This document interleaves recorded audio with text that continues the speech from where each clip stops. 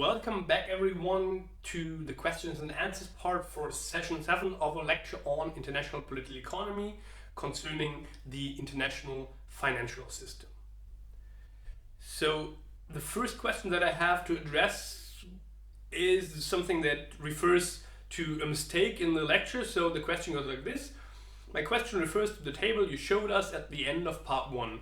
I understand that rising the interest rates will reduce the money supply, slowing down growth and inflation, diverting the risk of economic bubbles. What I do not understand is in regards to the making money part, does raising interest currency mean that currencies are cheaper and more available and the other way around? And it's good that you don't understand it because it's wrong. So I just mixed up the columns in the table there. So line 2 or line 3, however you count it in this table, has to be switched, and I put it right here, and I also uploaded the corrected version in Elias. So of course it's true that if you raise the interest rates, then money will become more expensive, so banks have to pay more money to the central bank in order to get more money. Thusly, money is more expensive and less available, and this reduces the money supply. The other way around, if the central bank lowers the interest rates, then commercial banks will have it easier to obtain money, and this means that the money supply is widened and money becomes cheaper and more available, and anything else that wasn't there in the original slide was just wrong. I'm sorry for that. The next two questions and quite a few other questions refer to the balance of payments. So first, a student asks, you said that countries that have a big current account deficit have a large capital account surplus. I think this is a central relation, but I'm not sure if I got it right. Could you please explain it once more? Second person asks, can you perhaps explain slide 12.3 again using a real example? I understand that one current account and two capital account are always balanced. What exactly happens at point 3? Thank you. So here is the same table basically, only this time I did not fill out explanations, but rather filled out the official balance of payment of Germany for the year 2018 as it is presented by the German Bundesbank or by the Statistisches Bundesamt in Germany. So these are official German statistics, and all numbers over there are numbers in billions of dollars, meaning if we have 1,000 there, this means 1,000 billions of dollars, which is 1 million dollars, which is $1 trillion, and it's not dollars, it's euros. So let's go through this line by line. The first 4 lines are the current account, and one more note here: you don't find exactly these numbers in this order in the publication that I linked down there. I changed it a little bit so that it fixes in our table that we had. There are a few different ways to create balance of payments, and I don't want to create more confusion, so let's just stick to this here. But it's not exactly what you find there, but I hope I transformed the numbers right. So first is the current account, and again, the current account means money that's flowing one way or the other this year that only affect this year. So stuff that people from one country buy from other countries and have to pay for that, or just like money that you take abroad for spending it this year. And here we first of all see that Germany has a great current account surplus. So the first line there is the overall current account.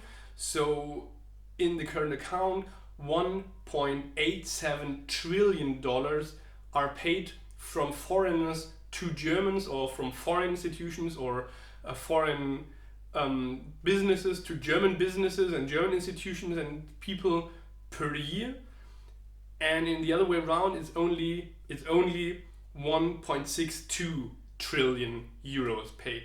So there's a balance of 246 billion euros that Germans receive more in current account payments than they spend. And then you can differentiate this out a little bit more, which happens in the next three lines. So first there is the trade in goods, which is the most important in the German case and typically the most important amount of money.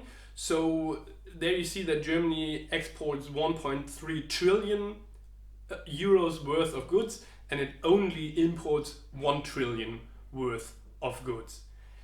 And you see that the balance here is $268 billion, which means that the overall current account surplus is almost entirely carried by the surplus in trades in goods.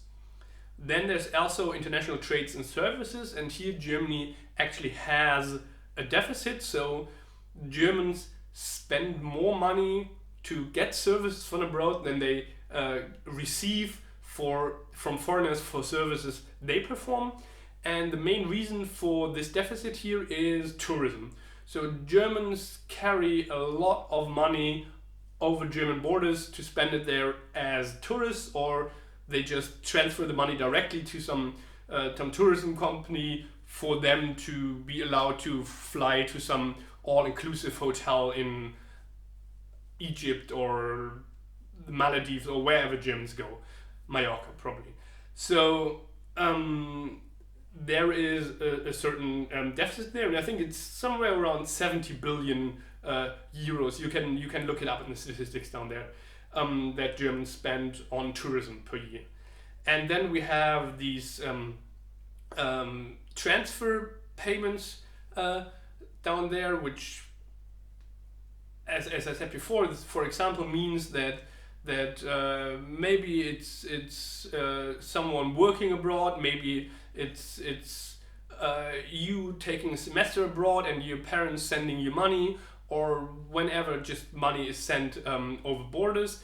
And here Germany also has a surplus of 44 billion euros.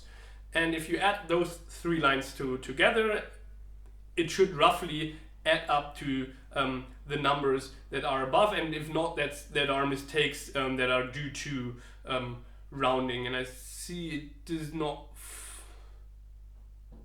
fully add up. There was possibly also some other mistake there, but it should roughly add up to these numbers. Maybe I forget a line or two. So in general, you see that's what's flowing in per year. And then you have the second account, which is the capital account. And as I explained, capital account means this is not money that is just transferred and is only relevant this year.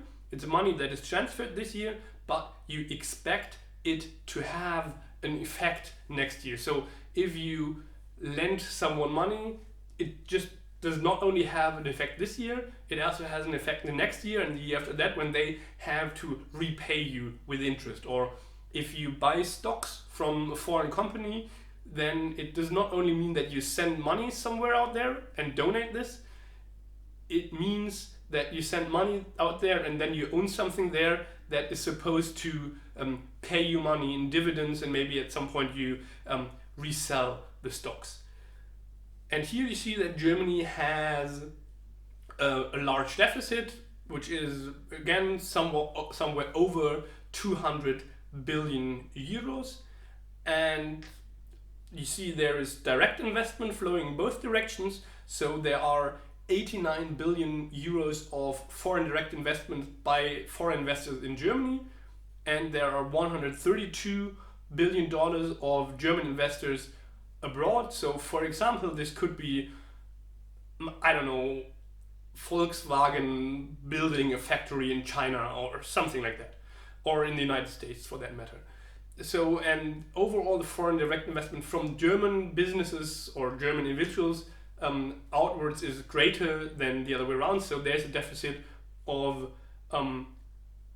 43 trillion dollars. And now I'm sorry, I see that I missed the minus sign. Okay, there you see now the minus signs magically appeared over there. And now you see that in the next line we have portfolio investment, which means buying stocks abroad or buying bonds abroad, or lending money to foreigners, or German banks lending money to foreign businesses, for example. And here you see when it comes to foreigners investing, portfolio investment in Germany, then you see a negative number, which means that foreigners sold more German stocks and bonds than they bought, or they cancelled more loans than they gave. So overall, the amount of overall portfolio investment by foreigners in Germany declined over the year 2018. So there's a negative number there. The other way around, there's a positive number. So Germans added 68 billions to their total stock in foreign portfolio investments, meaning there is a positive in the payment over there. So, and then if you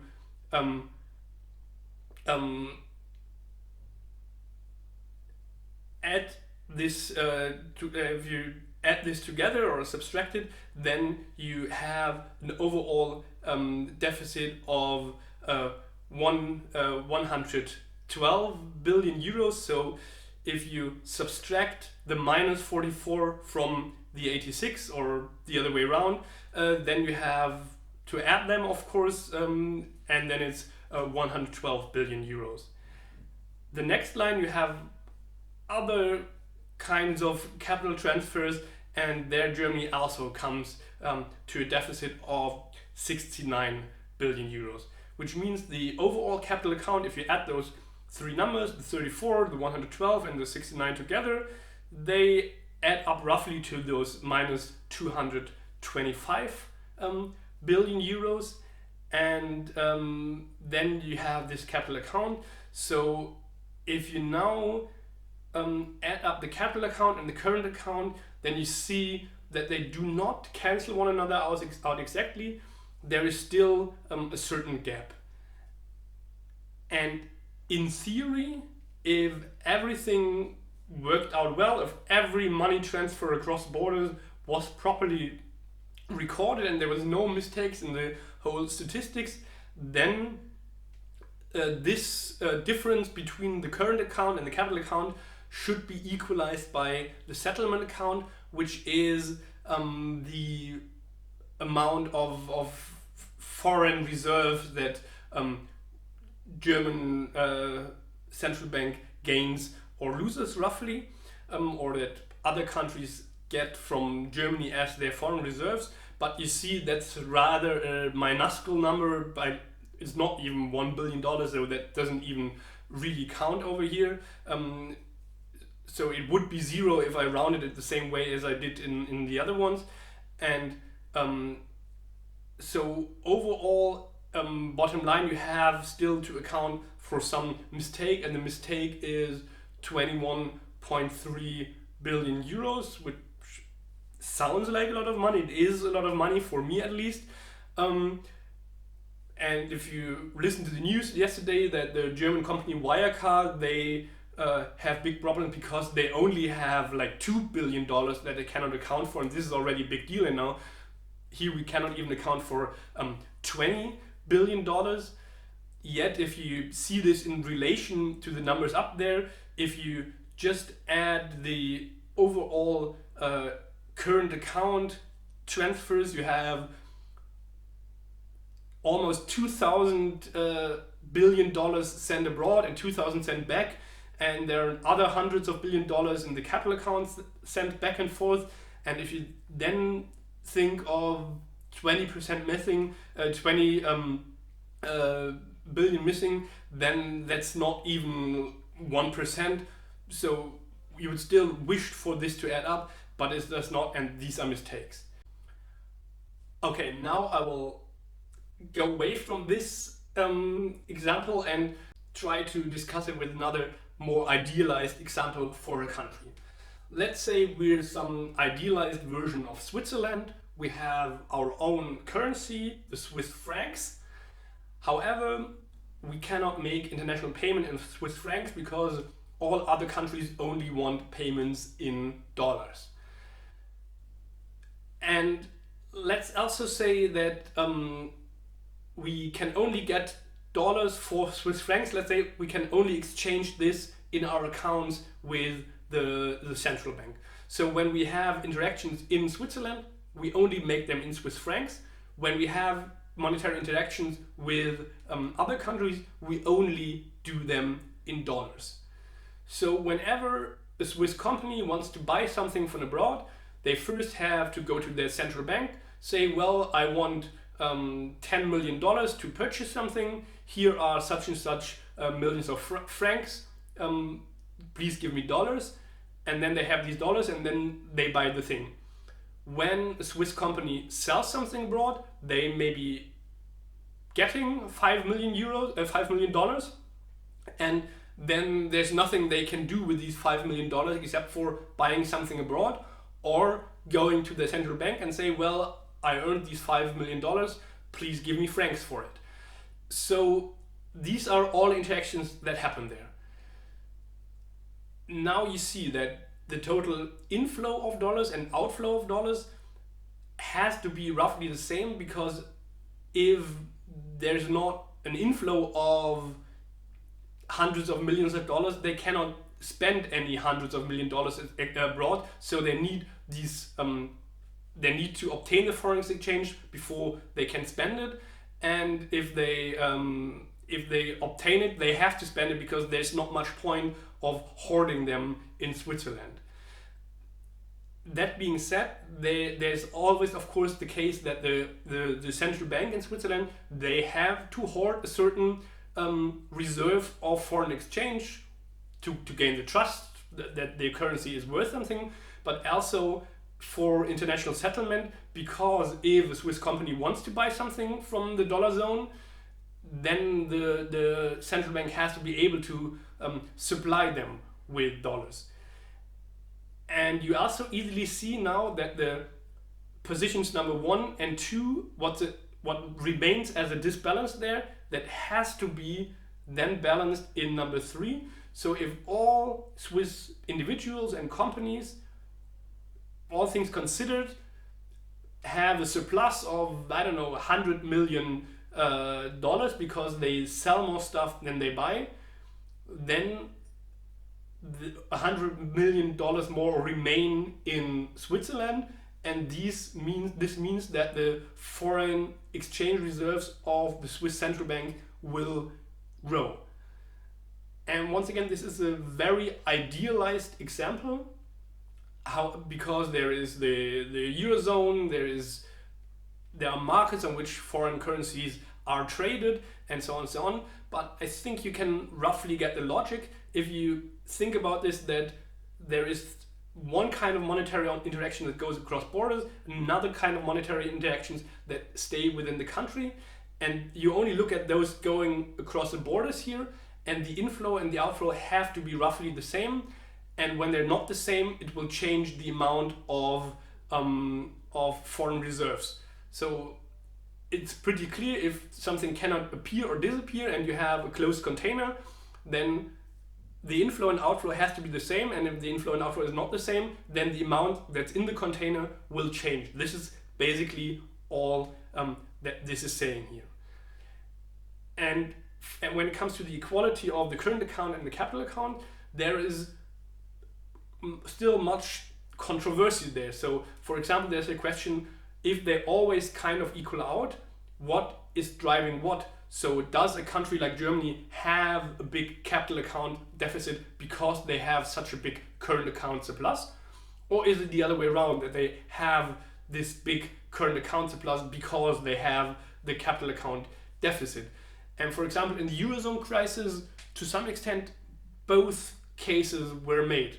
So if you just looked at Germany and Greece, it was the case that Germany had a big current account surplus with Greece, and they had a certain capital account deficit with Greece. So German banks and insurers lent a lot of money to Greece individuals and the Greek state, and Greeks bought a lot of German goods and services. So money flowed out of Germany as credit, and it flowed back as payment for purchases. And it's easy to see that it has to happen this way, because if the German banks would not lend the Greeks money, then the Greeks wouldn't have the money to buy the stuff from Germany. And so some economists argued that because of the Eurozone, banks and financial institutions had more trust in the Greek economy, because they thought, well, Germany will bail it out eventually. So they were more willing to give credit to Greeks, to the Greek government as well as to Greek individuals. And this gave them the money to buy stuff from Germany. And it also subtracted capital from Germany to Greek and slowed down investment over here. Other economists argue, no, the main reason for all this disbalance was that Germany artificially kept its wages low, which meant that German products were much cheaper. So Greeks had an incentive to buy German products because they were relatively cheap. And then there was this current account deficit, and therefore they had to borrow the money. So you can argue one way or the other, but in the end, it has to roughly equal out. And I'll just leave it there. Next question refers to those trilemmas, and there were also quite a few questions concerning the trilemmas. So this one asked, and some of you asked to give better examples for it, and this one suggested an example, so I take this one. Does the European Union contradict Roderick's trilemma, since it is aiming at deep economic integration, relies heavily on democratic politics, and the nation state is still the main driving force? Or is the trade-off between and a certain compromise in all three dimensions that confirms the fact that only or mainly two can be achieved, while some argue that the EU suffers from a certain democratic deficit and the nation state has seen its sovereignty dented by supranational institutions? Does this mean that economic integration is the EU's absolute priority? Or which are the two dimensions of Roderick's trilemma that you think the EU has achieved? I think you're exactly right. If you look at it from this Roderick perspective, it's the case that the European Union is almost perfectly achieving deep economic integration. You know, there are the three freedoms or liberties, that the free flow of capital, the free flow of goods and services, and the free flow of labor force / migration / people. So this is the deepest kind of economic integration that you can achieve, and there is big economic entanglement, so there is a lot of trade and capital flows between European states. So this is something they absolutely achieved. And this actually allows to make another elaboration on trilemmas.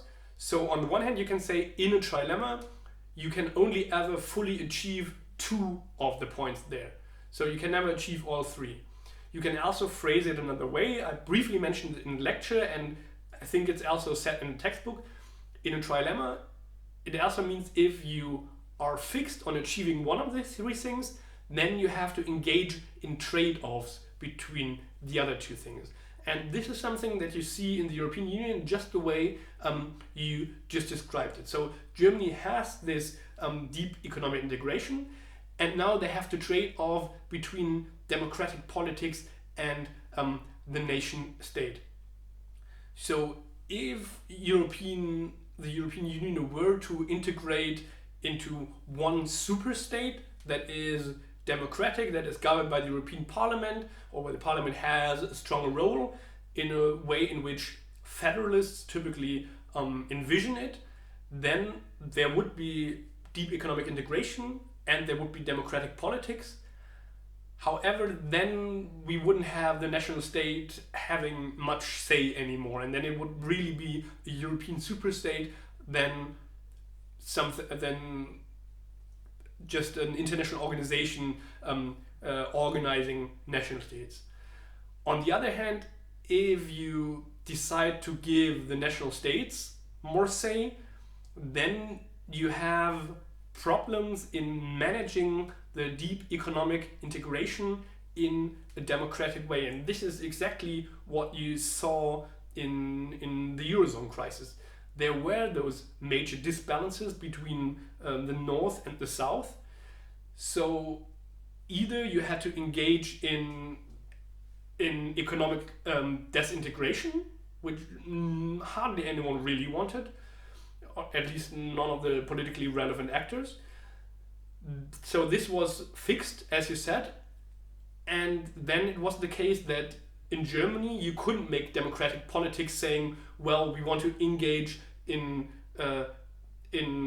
continuous transfer payment, and we want to have common German unemployment insurance where German employees pay their their unemployment insurance and then pay the benefits for Greeks who are unemployed, which is something that you can easily make the case for, that this is something that is normatively desirable. Yet in Germany it would be very hard to get a democratic majority for that. The other possibility would have been, and was partly taken, to create austerity in Greece and deflate the Greek economy, and thereby try to gain some balance. And this is of course something that could not be achieved in a democratic way in Greece, because the Greek population didn't like it. So what happened was, of course, roughly the latter, but with a tiny sprinkle of the former. And but so democratic politics was sacrificed there, and it had to be sacrificed.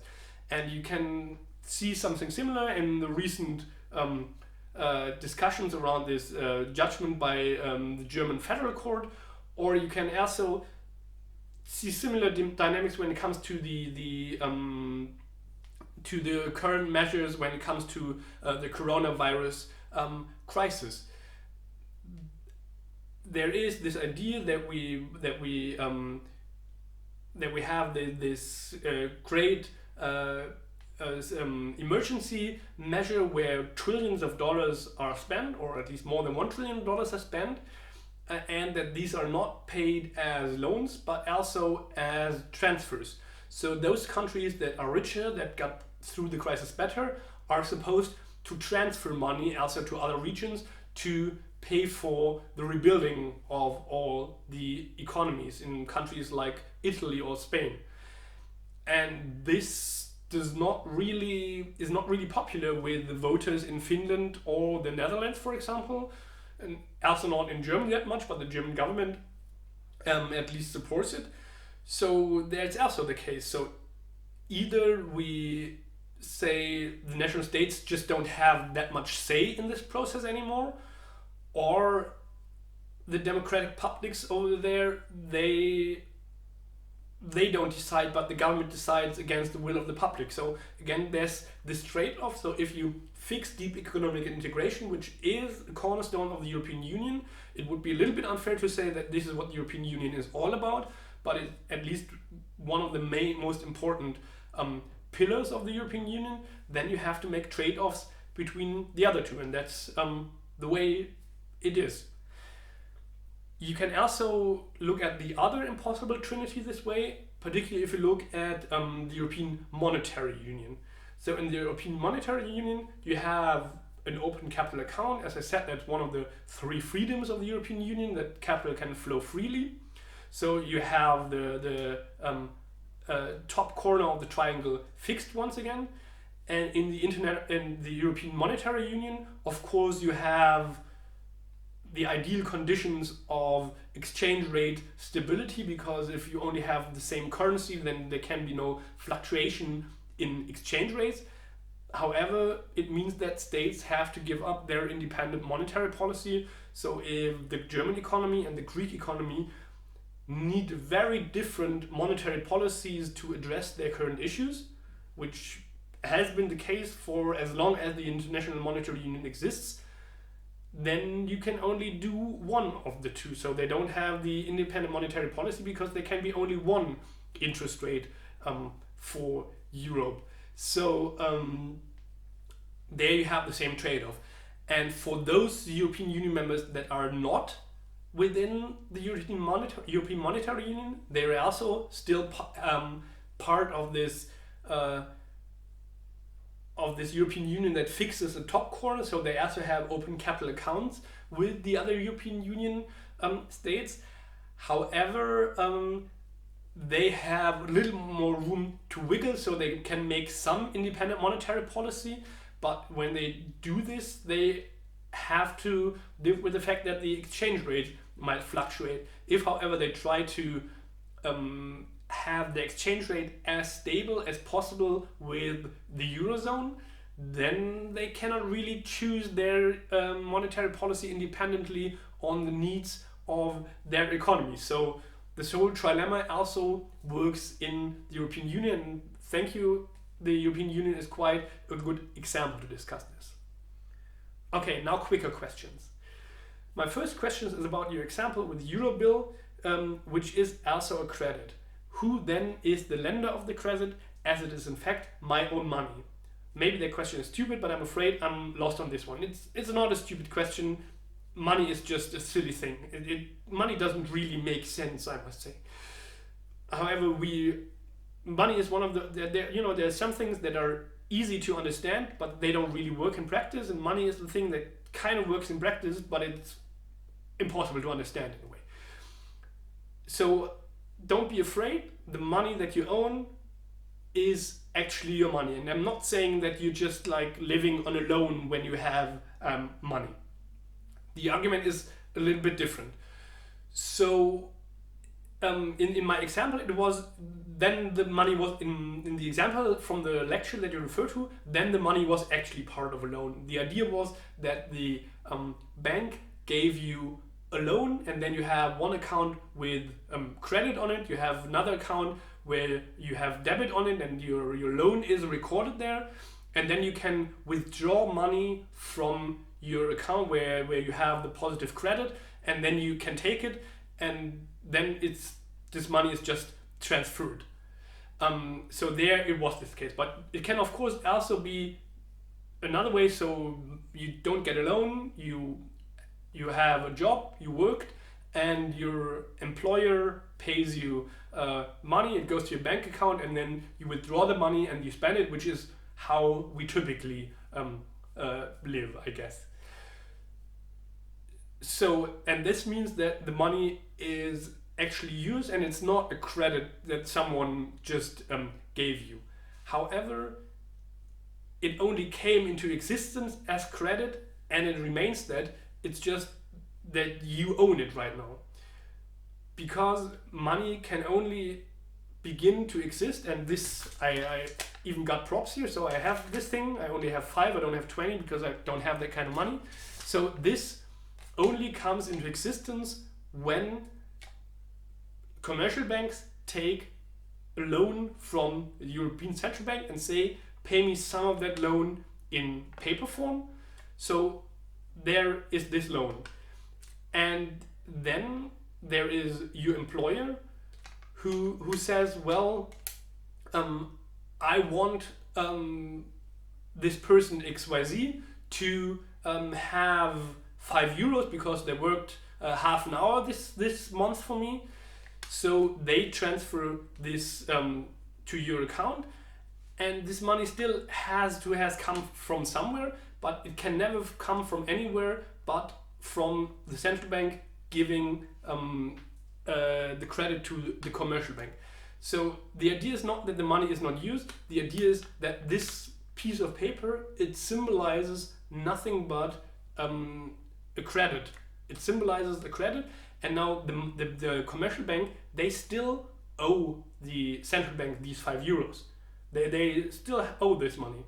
and it's still recorded with the European Central Bank that this commercial bank has the loan of €5, but they paid it to me, and it's still there, and somehow this money will make its rounds, and other commercial banks also have loans, and there's payment between and everyone, and in the end somehow this money will end up in the commercial bank, and then it will be all used up, and the commercial bank will say, well, I'm not going to use this anymore, and return it to the central bank. So this money symbolizes a credit that the central bank gave to the commercial bank, and then it's passed around a lot of things because people owe people money, and because your employer owed you money. I mean, you gave them a credit on your labor time when you work for them and only get paid afterwards.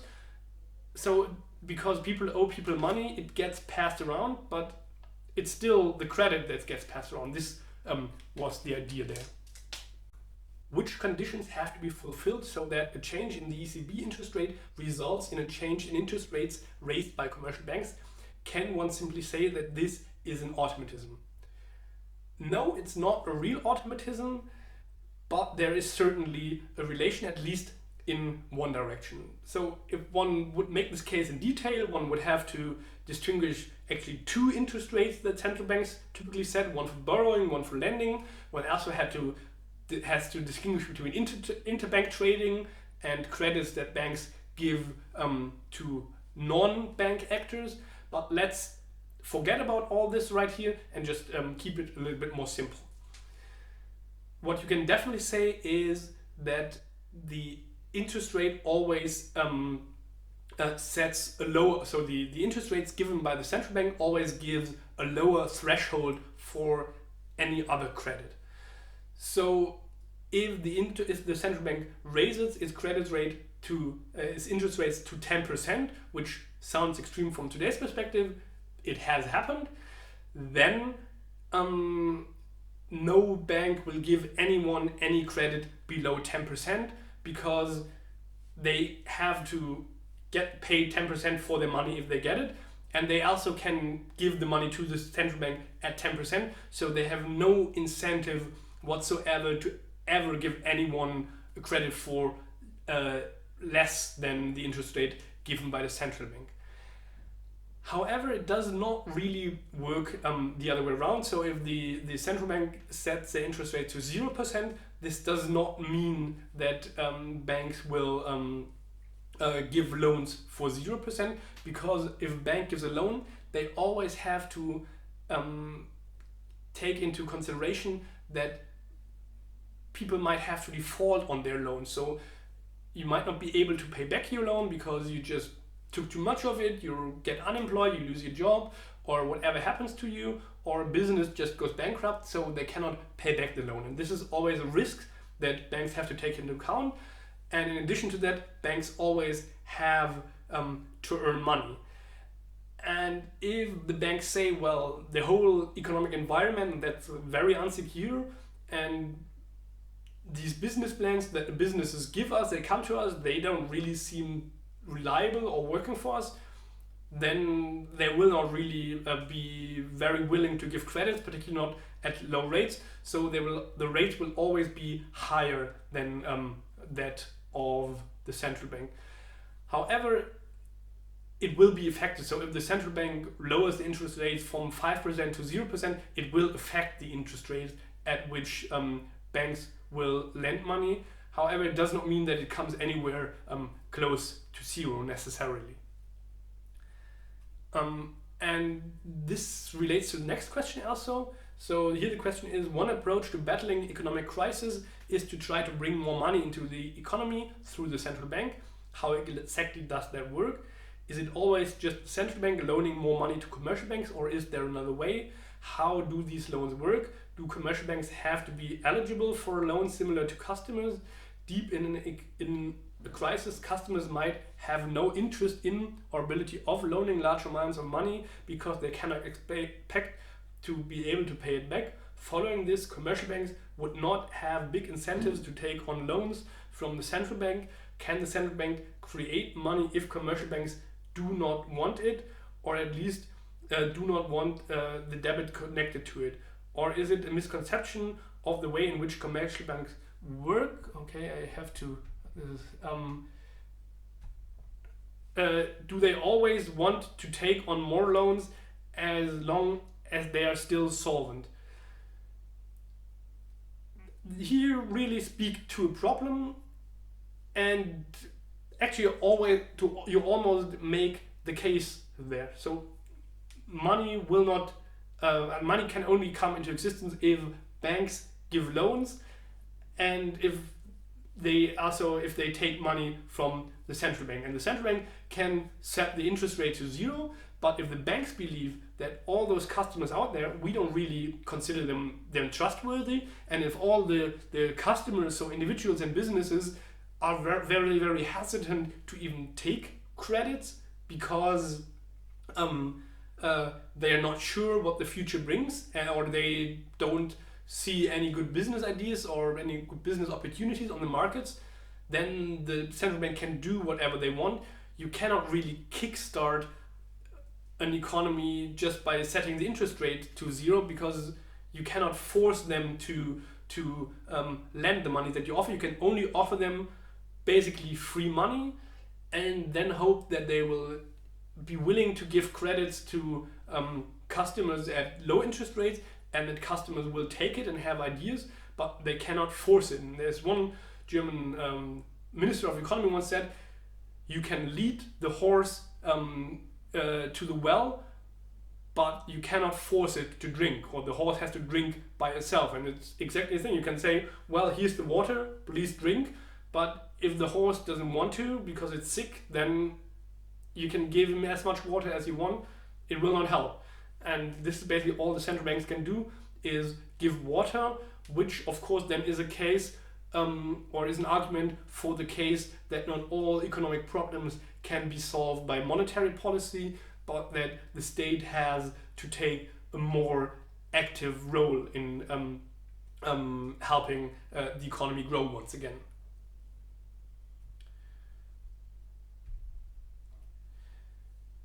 Could you explain the difference between money policy and fiscal policy once again, or monetary policy and fiscal policy? Yes. So monetary policy is what the central banks do, and it concerns lending out currency to commercial banks and all the processes around this. Fiscal policy does not have to do with the central bank. It has to do with the government and the debt of the government and the spending and revenues of the government. So fiscal policy is about taxes, about government spending, about welfare spending, and about these things. So that's basically it. The question is quite abstract, so I don't know what else to say, and this already I said in the lecture. Sorry about that. Next, maybe this helps a little bit also. Regarding the objectives of fiscal policy, isn't it contradictory to strive for sustainable growth while at the same time accepting to take on large debts that future generations will have to pay? Whenever I hear no offense, whenever I hear the phrase that future generations have to pay for the debts that the government takes, my blood pressure slightly rises. And I hear that a lot when I look at the news or read the newspaper. So because this is very, very limited idea.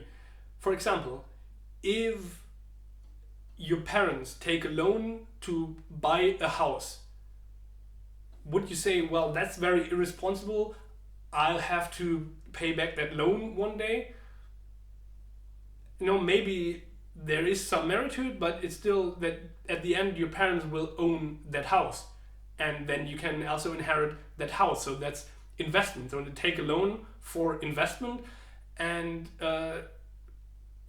if the real estate prices rises, then it actually means that you will inherit something that's worth something.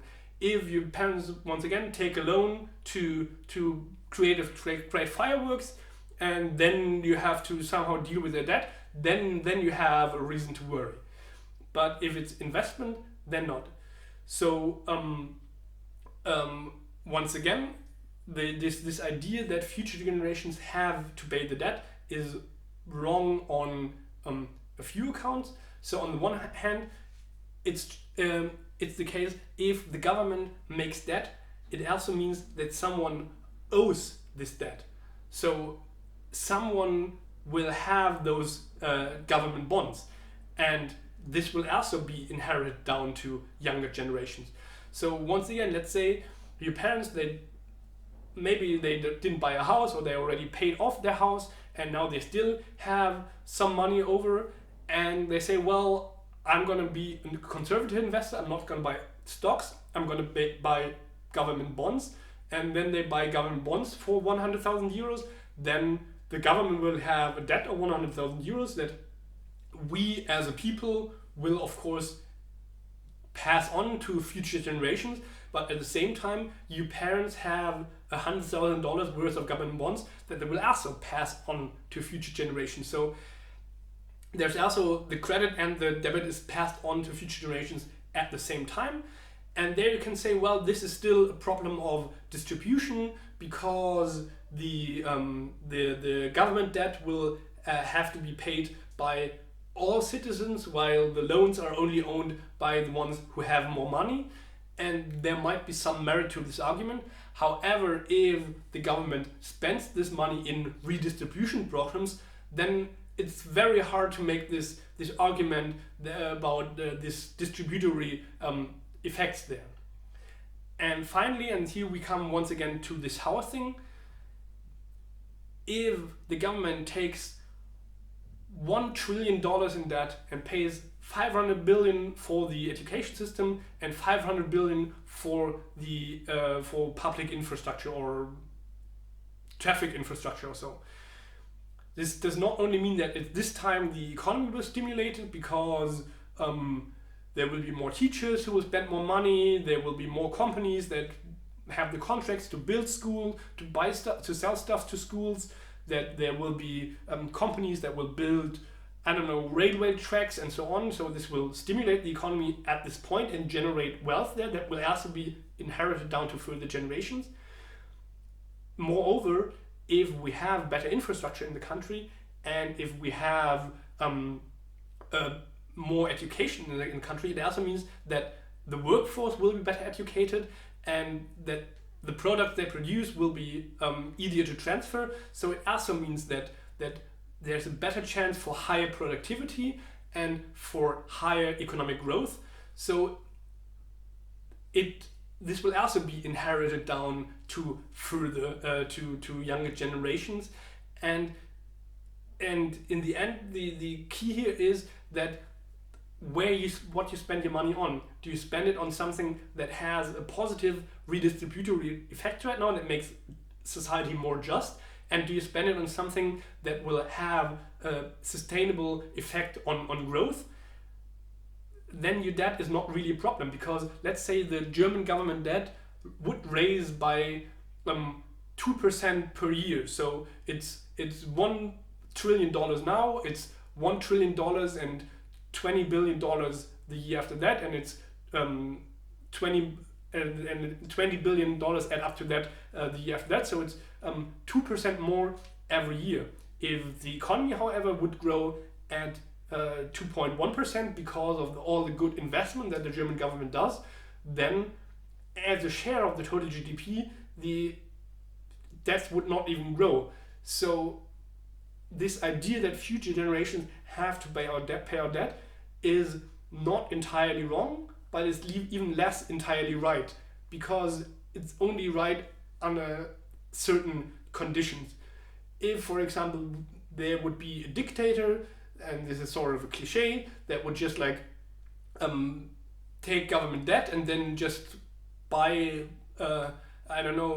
golden toilet and transfer the rest of the $1 billion to the Swiss bank account, and 20 years later our country would still have to repay this debt, then this would be a problem, this would be unethical.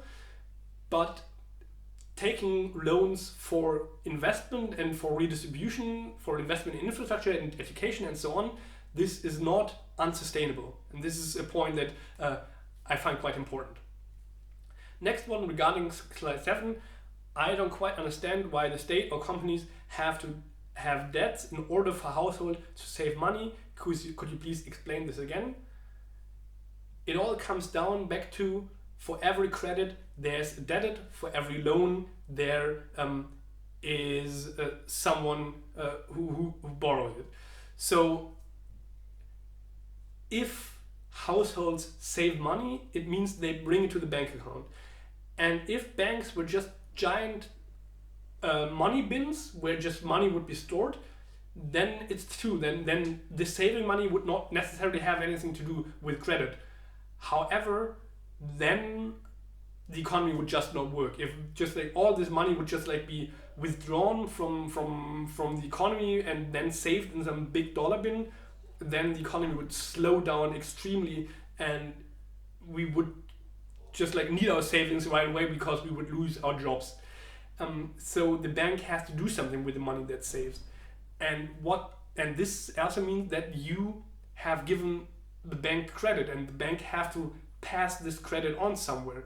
So where would they pass it on? If all households save money, this means that someone has to take this money, and if someone takes this money, it means that the households will have given that someone a credit via the banks. So the households give 50,000 euros of credit to the bank because they save money, and then the bank owes the households 50,000 euros. So the loaning has already happened. Saving means loaning, and then the banks pool all of these loans, and they have to pass it on to somewhere. And where would banks put it? Either to the government or to the business sector, because there is nothing else there. There are households, there are businesses, there's the government, and there are banks which are also businesses, and there's nothing else there. So it has to happen and cannot be otherwise. Next, regarding the global financial crisis in 2008, how can we really make sure that such a crisis stemming from problems of future markets will not happen again anytime soon? I personally cannot, and even we all here collectively cannot. Of course, the government could just limit the possibilities to trade these kinds of products, because it's not a natural thing that credit default swaps are traded on capital markets. That's something that has to be allowed. So they could just forbid it. However, these credit default swaps, they have a function in the markets, so you can try to regulate in a way that they will fulfill these functions, but not flow freely.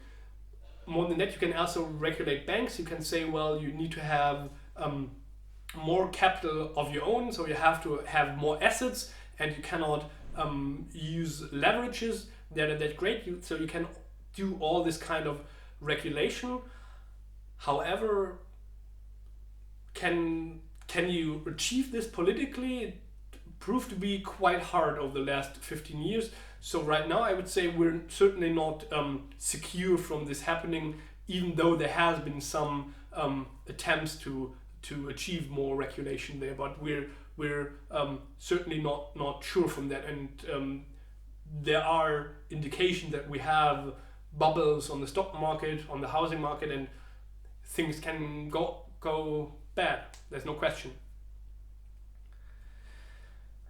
The chapter on the global financial system seems to have an Americanized point of view, and particularly when it comes to the short discussion of pension funds. While it is true that certain deregulations have taken place in Europe with pension funds, their assets are not even near to the assets held by American pension funds. Thus, while assets owned by pension funds are important and they might present a potential systemic threat, they are much more an American issue than a European one. It's true, there is difference between the situation in the United States and in Europe, and it's particularly so because in many European states you have unfunded pension systems. So you can roughly decide roughly distinguish different pension systems. Some of them are funded, which is something that happens in many American businesses, which means that workers will pay a certain share of their income into a capital fund. This capital fund will then invest it in stocks and bonds, and then this fund will grow because more and more people pay into it over the years, and then it's invested and you get interest on it. And when you're old, then you hope that the fund was managed well, and then you get your pension paid from this fund. And this is of course connected to certain risks. So if there are investors that make very bad decisions there, then it might be just that your pension fund just disappears, or there might be other kind of problems. But that's the idea, and the argument for that is, well, we invest the money and it's good because then we get interest on it. The other system, which is, for example, in Germany, still the majority of the pension system, is an unfunded system where the pensions that current old age pensioners receive is taken from the same pot where current workers pay their contributions. So my generation that's working at the moment, we pay a certain share of income into a big pot of money, and those who already are in pension age, they receive the same money that my generation pays in there every year. They take it out there every year. So there is not just like this big pot of money that gets bigger and bigger because of investments and investments on the capital market and that is saved over the years. It's rather that it's directly the money that the current generations pay is directly the money that the older generations get out of it at the moment. And this means that for this kind of system you don't need a pension fund, because you don't amass these great amounts of money that has to then suffice to pay pension funds in the future. You only have to make sure that there will always be enough people in the workforce to pay the benefits of those that are currently receiving pension funds. So pensions. So in Germany or in Europe, pension funds are not as important as in the United States. However, the United States pension funds, they are very big actors on the capital market, and they're of course not limited to buying stocks and bonds in the United States. They buy stocks and bonds everywhere. So a certain share of German companies is owned by the pension funds that manage the old age pensions of I don't know, maybe workers of a factory in Tulsa, Arizona. I don't know if Tulsa is in Arizona, maybe. So that's a way in which the American pension fund system affects also European market. And similar, if there are these other big hedge funds in the United States that do not really exist here, they also buy their shares here.